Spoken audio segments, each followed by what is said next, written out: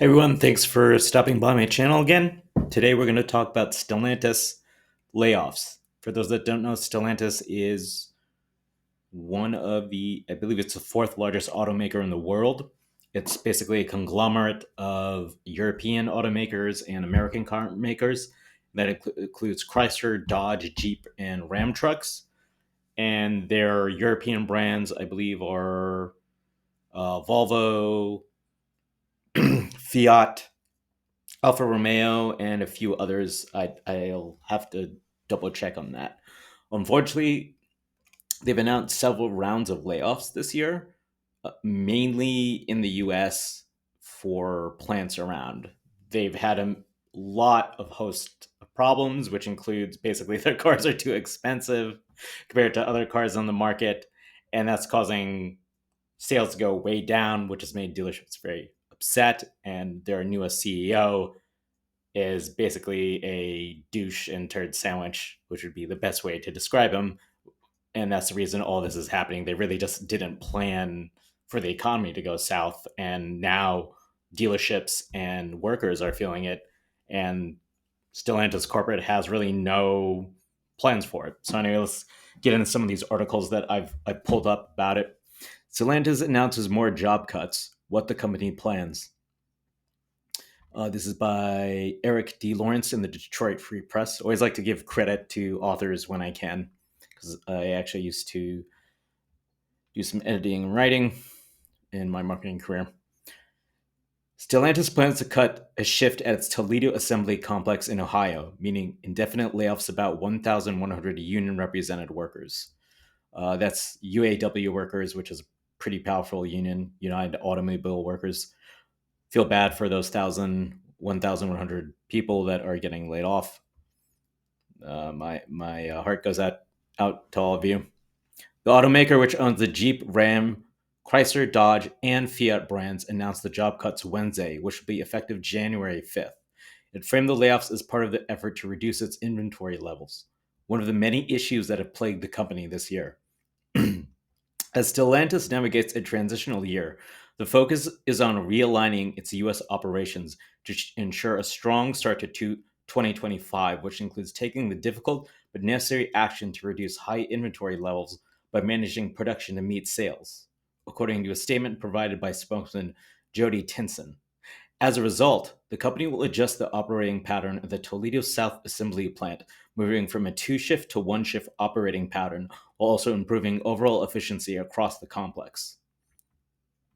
The company said these are difficult actions to take, but they are necessary to enable the company to regain its competitive edge and eventually return production to prior levels. Yeah, pretty much there's tons and tons of Jeep, Dodge, Ram trucks, Chrysler inventory out there that people are just not buying.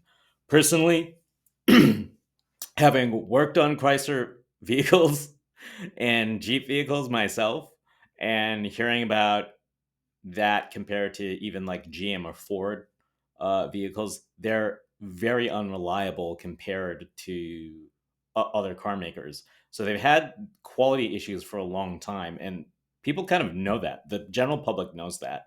And I'm not saying that Jeeps are bad cars. I actually I've driven a lot of them and like them, but would I buy them? The answer is probably not.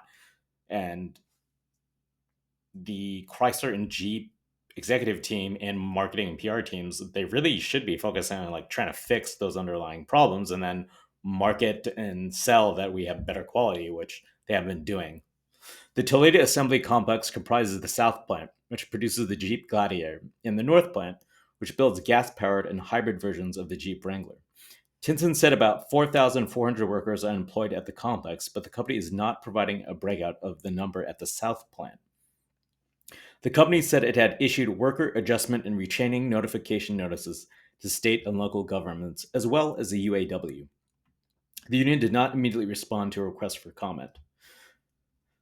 Yeah, probably. I'm not sure what you're going to say. I mean, it's terrible. They're doing these layoffs, and there's not a lot the UAW can do at this point. Unfortunately, yeah. Maybe they can go to another automaker, but in general, because the economy is soft and interest rates are higher than they've historically been for the past few year period of time. People are hanging on to the cars longer, and they're not as inclined to buy brand new cars, which are very expensive. Average price I think is like 40 to 50,000, which is insane. So yeah, all these automakers are in a bit of a pickle, and it affects the workers that work at these plants and dealerships, unfortunately. The company said that in accordance with its UAW contract, it would provide affected employees with 1 year of supplemental unemployment benefits in combination with any eligible state unemployment benefits, equaling about 70% of their pay, followed by 1 year of transition assistance. Healthcare coverage will also continue for 2 years. Oh, wow, that's pretty generous. That's, I guess, why union contracts are a good thing. The cuts in Toledo are among several such announcements this year. Stellantis had cut a shift of its Warren track assembly and said in September it would implement indefinite layoffs of union represented workers across its footprint. Yeah, so that means additional layoffs, which aren't here. I believe they've laid off about 4,400 people this year around Michigan, Ohio, a few other states. Again, feel bad for all those people that have been laid off. If you know somebody or you are somebody that laid off, be interested if you'd comment below. Let me know what you think about all this. The company did not provide details about how many workers have been cut. Yeah, they don't want to provide details because they know this looks terrible. All around, they've been getting hammered in the news and hammered by people like me that comment on the auto industry because we know how shit they've been doing. During a rally in Detroit last week, UAW local 5-1 president Casey Fidler said each week they have a temporary layoffs, and every week they're announcing 50 to 60 additional indefinite layoffs as we progress into the new week. Local 51 represents workers at the Detroit Assembly Complex, MAC, which builds various versions of the Jeep Grand Cherokee. The union had been threatening a strike over what it said the company's failure to keep its investment commitments, but officials indicated at the rally that they are taking a step back with the intent to move forward in the coming months. The company had rejected the union's assertions, citing market volatility, and said a strike would be illegal. The company, which now has new leadership in North America, has been struggling with slower U.S. sales and other issues this year, and has announced their upcoming retirement of CEO Carlos Tavares. Yeah, the reason he's retiring is that everybody knows he's shit and they want him out because he doesn't know what the F to do. So that's pretty much what's going on there. Let's actually check out this article. Oh, dang. Guess we gotta pay up for Detroit Free Press. But yeah, this is another article that ran and wrote as Stellantis lay off up to 2,400 factory workers as classic Ram production ends. And this ran in the summer. Could just read through it quickly. Chrysler parent Stellantis is laying off as many as 2,450 factory workers from its Warren truck assembly plant outside of Detroit as the automaker ends production of the Ram 1500 classic truck. The layoffs will be effective as early October 8th, the company said, as the plant moves from a 2-shift to 1-shift operating pattern in general assembly. Assembly of the Jeep Wagoneer at the same facility will be 1 shift, the company said. As production of the Ram 1500 Classic winds down later this year, the company is shifting focus to the Ram 1500 tradesman truck produced at its Sterling Heights assembly facility. We introduced the new 2025 Ram 1500 tradesman with incredible value and content. The upgraded electrical architecture allows new technologies useful to commercial fleets for better tracking and improved safety systems, a company spokeswoman said. There are about 3,700 workers at the plant represented by the United Auto Workers Union. Union members who are laid off will receive 52 weeks of supplemental unemployment benefits paid by the company and 52 weeks of transition assistance, Stellantis confirmed. They also receive 2 years of healthcare coverage. So I guess that's like the other people that have recently been laid off at the other plant in Ohio. Yeah, again, very generous benefits. That's why unions are a good thing. I personally believe unions are a good thing. The union forged new labor deals with Stellantis last fall after her historic 6-week walkout. Yeah, remember that walkout back in the summer? That was a pretty big deal. Stellantis last week said it was offering a new round of voluntary buyouts to its U.S. salaried workers, latest in a series of cost-cutting measures CEO Carlos Tavares is implementing at the company's American operations. At the company's investor day in June, Tavares cited weakness in at least two of its U.S. plants, but declined to name them. Let's see, the story has been correct to say the assembly of Jeep Wagoneer will be on one shift, not two, in paragraph 2. Okay, but yeah, I mean, this is a terrible situation for all the workers and for Stellantis specifically. It seems like the U.S. operations are getting hit harder than the European operations, but I did read that also they're shutting down a EV production facility in Turin in Italy with the Fiat 500 EV because electric vehicles with in Stellantis aren't selling well. Uh, Main reason is probably they don't have enough money to actually market that EV because I did not really know that they still sell a Fiat 500 EV. I actually think that would sell well if they did some better PR and marketing for it. Now, this story ran in Jalopnik. Jeep and Stellantis cars cost way too much. Stellantis had the second highest average vehicle price in the industry, and it's turned off dealers and buyers. This is by Lawrence Hodge. Among many, many problems facing Stellantis is one simple, unfortunate truth. Too many of the automaker's cars simply cost too much. It's pissed off dealers and turned away customers. CNN reported on the automaker's pricing woes. Data provided to CNN from Edmunds shows that at the end of 2020, Stellantis has the highest average vehicle price in the industry at $58,000. So, my understanding is the median average for a US worker is 50,000. So that means their average price for a new car is more than a person makes in a whole year, which is way too much money. By the fourth quarter of 2023, the average Stellantis vehicle sold for 58,000 in the US, according to data from Edmunds, by far the highest in the industry. While Stellantis' average price has declined since then, it was still the second highest average price in the industry at just under 55,000 in the third quarter. That was just behind Ford Motor, including its luxury brand Lincoln. Yeah, so like, who wants to buy a Chrysler or Dodge that's $50,000? I could go out there and get a nice luxury car for that amount of money. Nowhere is this pricing problem more apparent than at Jeep. The brand has just one model that starts under 30,000, the Compass. Models like the Grand Cherokee start way over 40,000. Some, like the recently introduced electric Wagoneer S and other Wagoneer models, start close to, if not outright, crest the six-figure mark. Yeah, no one's buying those guys. Come on. Who wants to buy a Jeep EV? Jaguar, which I was discussing, were they trolling us with that insanely crazy ad?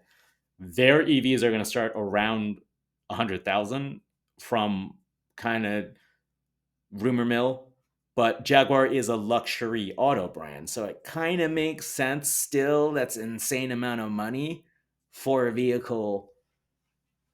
This pricing hurts models like the Gladiator, once one of the most anticipated models on the market. A search of Jeep's site shows only a few Gladiators with a sticker price below 40,000 nationwide.